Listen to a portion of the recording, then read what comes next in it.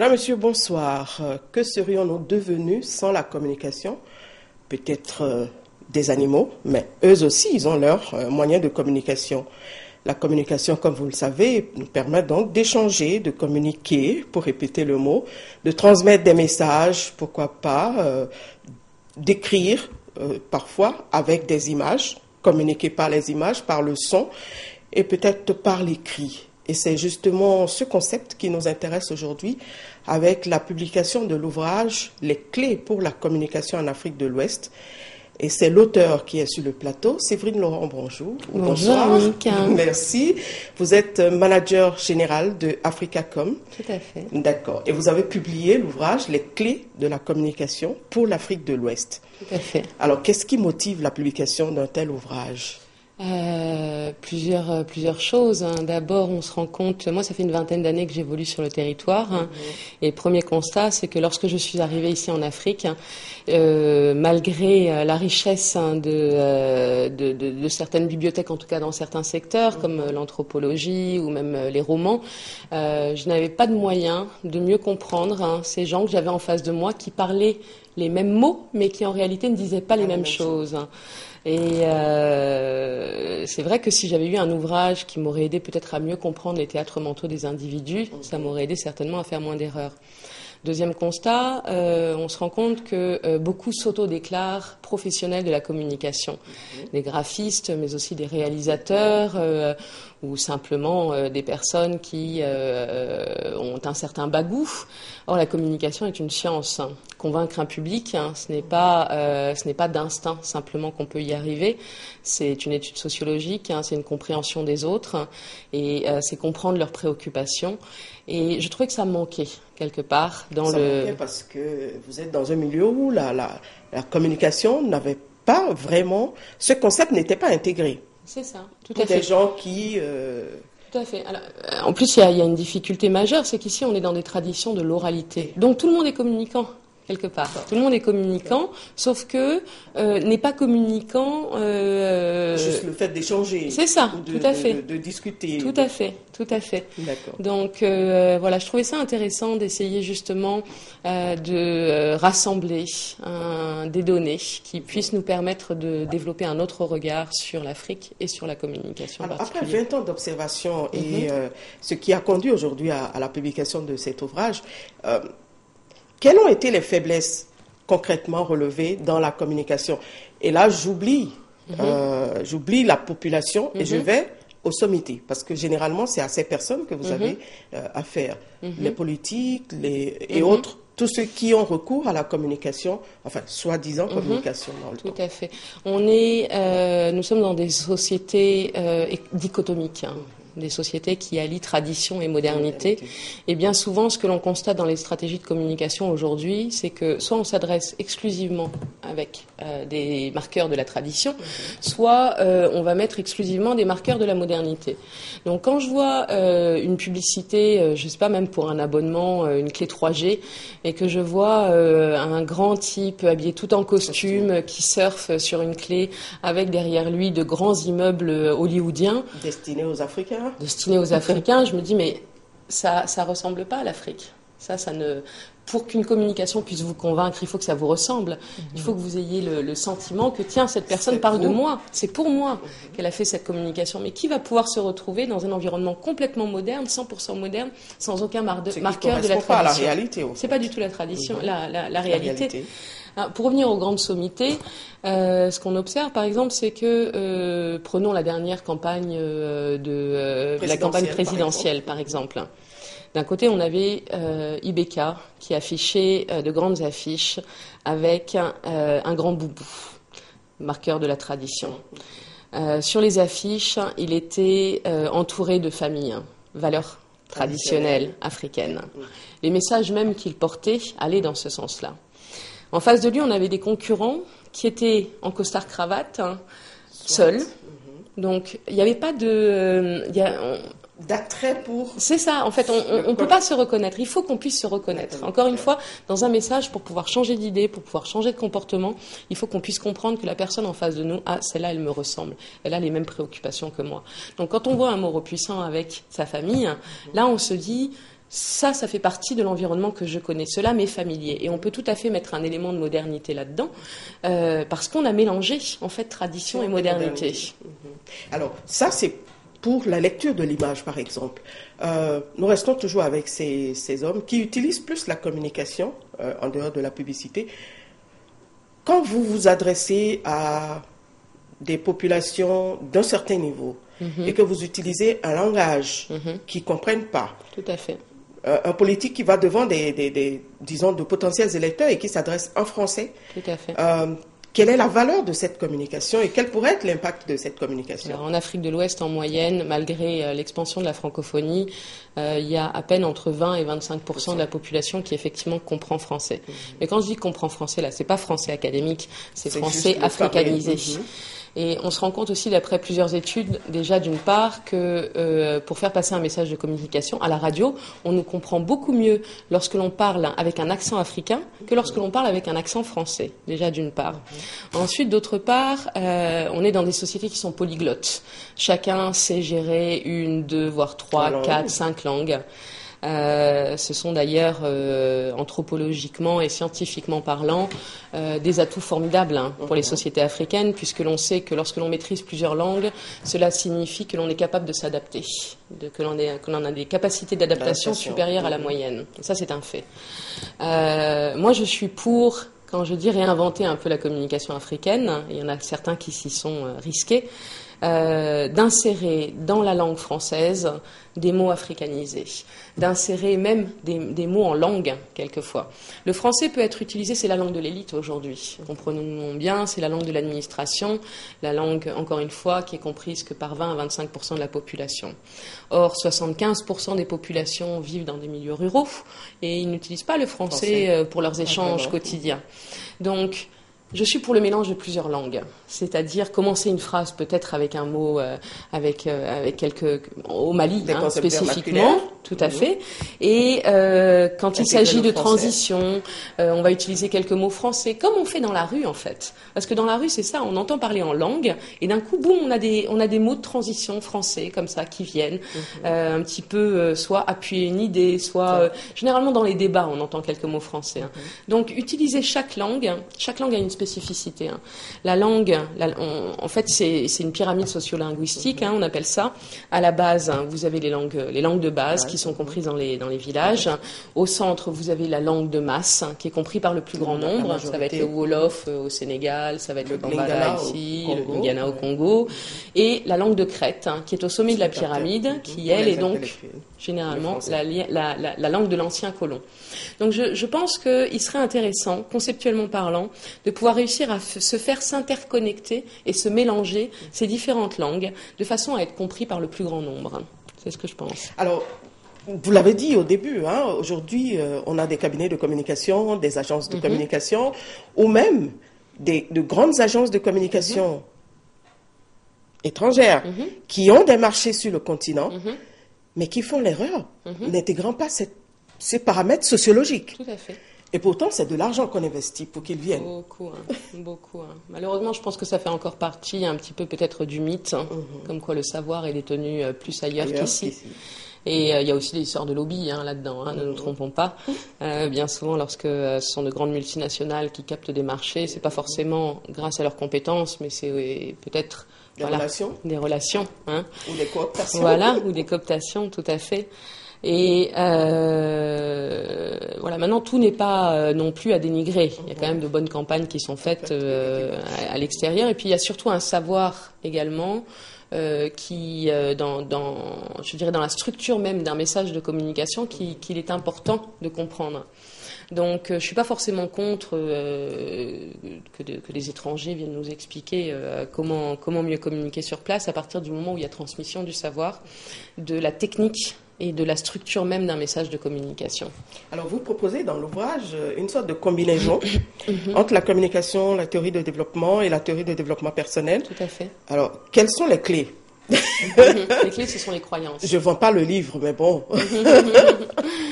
Les clés, ce sont les croyances. À quoi est-ce que vous croyez? Qu'est-ce qui vous fait rêver? Quelles sont vos préoccupations?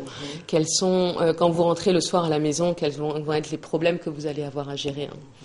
toutes ces croyances, toutes ces préoccupations sont vecteurs de changement. C'est-à-dire qu'à partir du moment où on réussit à rentrer dans le cadre de vos croyances, c'est seulement à ce moment-là qu'on va pouvoir faire changer les choses. Donc faire changer les choses, ça veut dire quoi? Ça veut dire non seulement vous convaincre de voter pour un tel ou un tel, mais peut-être, voilà, et peut-être aussi de vous faire acheter plus facilement ce thé-là plutôt que celui-ci, ou cette crème-là plutôt que celle-ci, mais également le fait de réussir à comment dire ça, déclencher, oui, c'est ça. Alors, excusez-moi, j'avais perdu mon fil. Mais il n'y a pas de souci, on se reprend. Donc c'est au carrefour des croyances, en réalité, que les techniques de communication persuasive et que les techniques de développement personnel se rejoignent. Pour faire changer un individu, pour le faire se développer, on va travailler sur ses croyances. Si la personne croit qu'elle peut réussir, qu'elle est magique et qu'elle va pouvoir réussir à mettre en œuvre tout un tas de projets, c'est là où elle va pouvoir réussir justement à gravir les échelons un à un du succès. Et pour la communication, c'est un peu la même chose. C'est à partir du moment où on se base sur ses croyances que l'on va réussir à la convaincre justement du bien fondé de telle ou telle idée. Alors, vous qui avez fait un peu depuis 20 ans, vous avez roulé un peu vos bosses entre la communication, les médias et autres. Quand vous observez le développement qui se fait aujourd'hui sur le continent, de quelle utilité les médias peuvent être, par exemple, dans cette modification du paramètre communication? C'est une importance fondamentale, parce que le média, c'est celui qui reflète votre propre image. On a participé au début, il y a une quinzaine d'années, au début de l'ouverture de l'espace audiovisuel, et auparavant, c'est vrai qu'on n'avait que des images qui nous venaient d'ailleurs. Donc, comment réussir à se reconnaître lorsque l'on nous diffuse des images de téléfilms américains ou français qui n'ont rien à voir avec notre propre réalité? Et je crois que ça peut même avoir une incidence morale désastreuse, parce que l'on voit, parce qu'en plus on nous vend un Eldorado qui n'existe pas, soyons clairs, à la télévision tout est beau, tout est rose, tout est magique, alors que la réalité n'est pas du tout telle qu'elle. Donc je trouve que c'est très important justement d'avoir libéralisé les médias sur la plupart des espaces d'Afrique francophone aujourd'hui. Malheureusement le Mali et la Côte d'Ivoire sont encore dans un train de retard par rapport à ça. Mais vous savez, je pense que la télévision, par exemple, est l'outil de manipulation numéro 1 des peuples.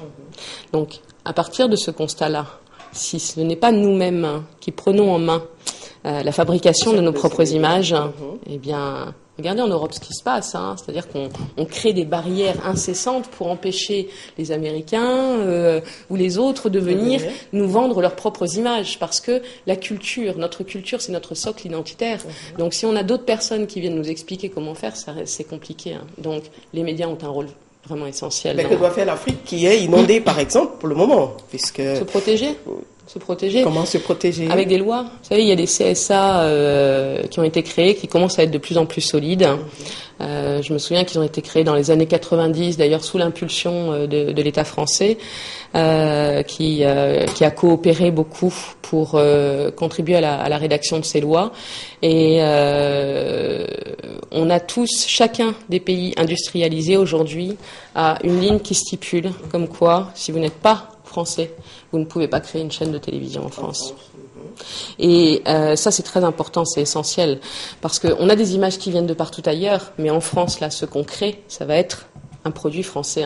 De la même façon, les États africains doivent se protéger de cette manière-là, et c'est seules les lois.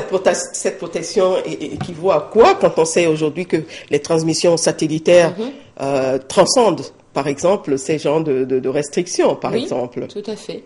Et c'est un problème à l'échelle mondiale, parce que justement la transmission satellitaire déborde de partout. Donc on va capter aussi bien les chaînes arabes que les chaînes russes, les chaînes indiennes, les chaînes qui viennent de partout ailleurs. Et c'est un problème à l'échelle mondiale. On peut pas les stopper. Non, on peut pas les stopper. Là où en revanche on peut agir, c'est dans le droit d'exploitation de ces chaînes de télévision sur place. On peut se protéger.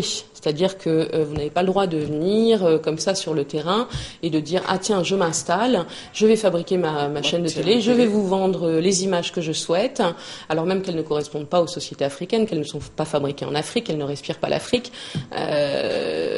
Voilà, il y a des moyens de se protéger. La plupart des pays du Nord en tout cas ont ces lois-là.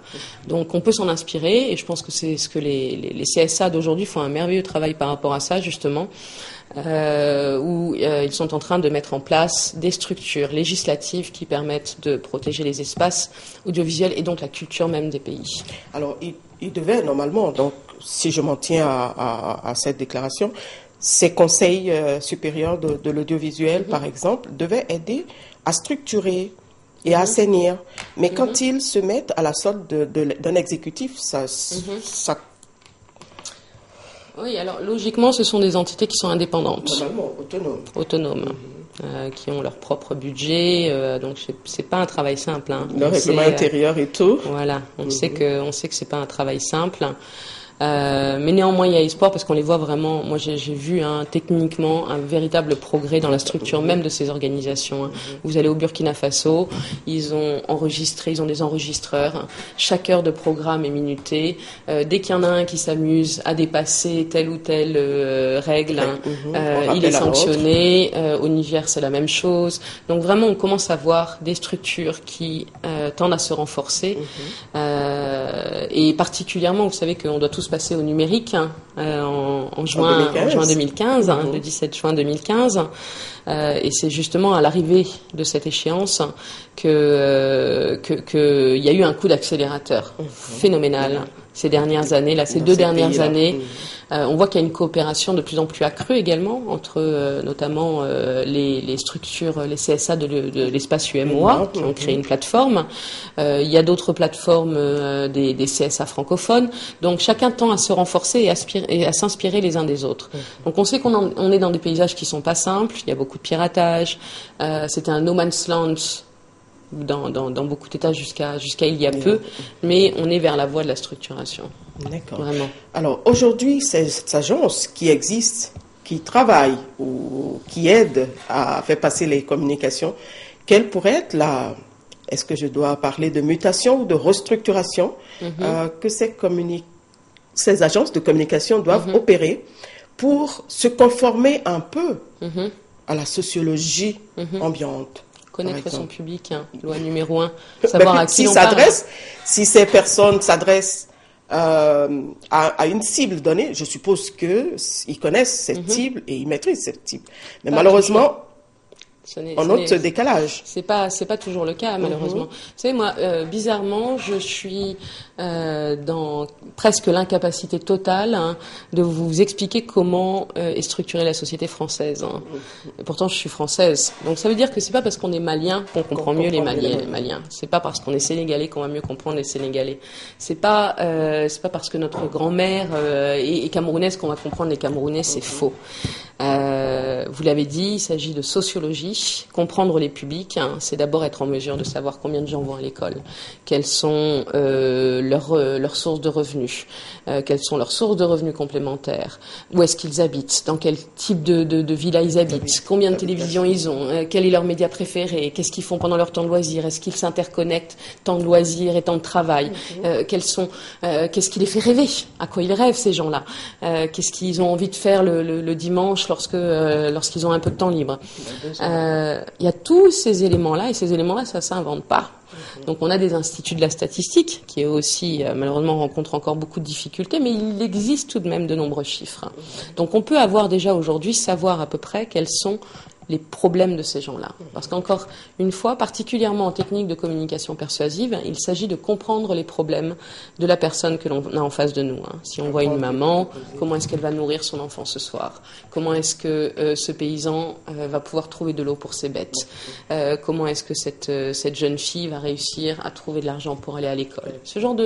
Tout ce genre de problèmes, en fait, ce sont leurs problèmes au quotidien. Et c'est quand on a compris, encore une fois, le théâtre mental de ces individus qu'on va pouvoir être en mesure de créer un message qui les convainque davantage. Ok, donc ça veut dire qu'aujourd'hui la communication, c'est vrai, c'est une science, mais qui intègre et la sociologie et les statistiques et autant de paramètres. Énormément de paramètres. On va avoir besoin peut-être de connaître la géographie, la sociologie, vous l'avez dit, la psychosociologie, l'histoire, l'anthropologie. Il y a tous ces... En fait, en réalité... Transversal. Exactement. Être expert de la communication, là, c'est s'intéresser chaque jour, même aux neurosciences. Vous savez qu'aujourd'hui, on fait beaucoup d'avancées dans les neurosciences. Donc, on comprend mieux avec des machines et des neurotransmetteurs. Mais comment est-ce que vous pensez? Quelle est l'activité de votre cerveau? Et comment vous réagissez? Comment vous réagissez face à une fleur ou face à un malheur voilà. Donc aujourd'hui, ce sont des sciences qui avancent. Chaque mois, il y a des scientifiques à travers le monde qui font des progrès là-dessus. Il existe des revues et des sites internet très complets qui peuvent nous permettre justement de mieux comprendre à chaque fois la personne. C'est se comprendre soi-même déjà, règle de base numéro 1, essayer de faire une vraie introspection et d'être en mesure de dire ah voilà, moi je pense comme ça, je suis comme ça. Essayer déjà de se comprendre soi-même avant même de pouvoir espérer comprendre les autres et les convaincre. D'accord. Alors la communication politique, la communication d'entreprise, c'est autant d'entités qui se développent aujourd'hui sur le continent. Et il faut pouvoir se saisir de ces clés dans, par exemple, les clés pour la communication en Afrique de l'Ouest que Séverine Laurent vient. Je vous laisse la conclusion pour mettre un terme à cet entretien. La conclusion, moi j'ai écrit cet ouvrage en partant d'une phrase de l'historien burkinabé Joseph Kizerbo qui dit qu'il n'y a pas de développement des nations sans développement personnel et que la communication joue un rôle fondamental dans ce développement. Qu'à partir du moment où un individu croit en lui-même, qu'il se sent capable de déplacer les montagnes, il sera en mesure de déplacer les montagnes. Et en tant qu'experts de la communication, nous sommes un peu des messagers, ou en tout cas des magiciens, capables de faire adhérer un public aussi bien à une mauvaise idée qu'à une bonne idée. Donc, soyons responsables, soyons éthiques, et on peut véritablement contribuer à participer à ce développement des nations, justement en passant par le développement personnel, en passant par les techniques de communication persuasive. Merci beaucoup. C'était Séverine Laurent, auteure de l'ouvrage « Les clés pour la communication en Afrique de l'Ouest », publié aux éditions Parc. Merci pour votre participation à notre magazine de Vous à Moi. Bonne soirée chez vous et à très bientôt. Bonne soirée. Merci.